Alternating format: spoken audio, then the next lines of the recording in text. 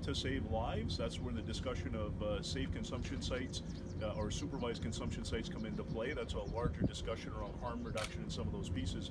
But our role as a police service is to target those that are trafficking, to target those, and we have to work with our partners.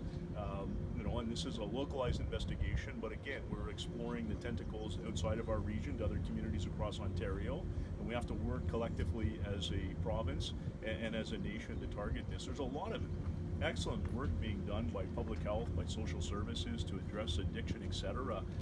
The reality is that as we look at workload and capacity, we've had to realign resources.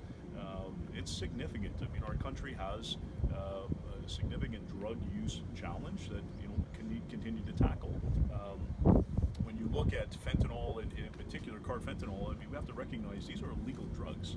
They're imported into our country or manufactured lawfully. Yet it's become the proponent of moving that forward.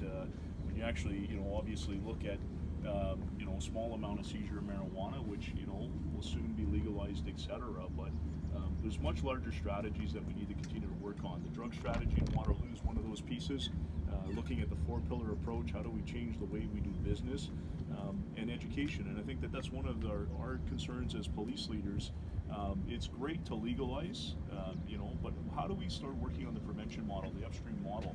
We're not going to change the person that's potentially 31 and in this lifestyle, but we can impact the 10-year-old, the 11-year-old, the 12-year-olds. And so we have to refocus, not only as a police service, but as a community. We've got to refocus and energize our efforts to prevention, moving needle upstream, and letting police focus on traffickers and the high-level piece. It again serves little purpose dealing with somebody that really has a public health challenge.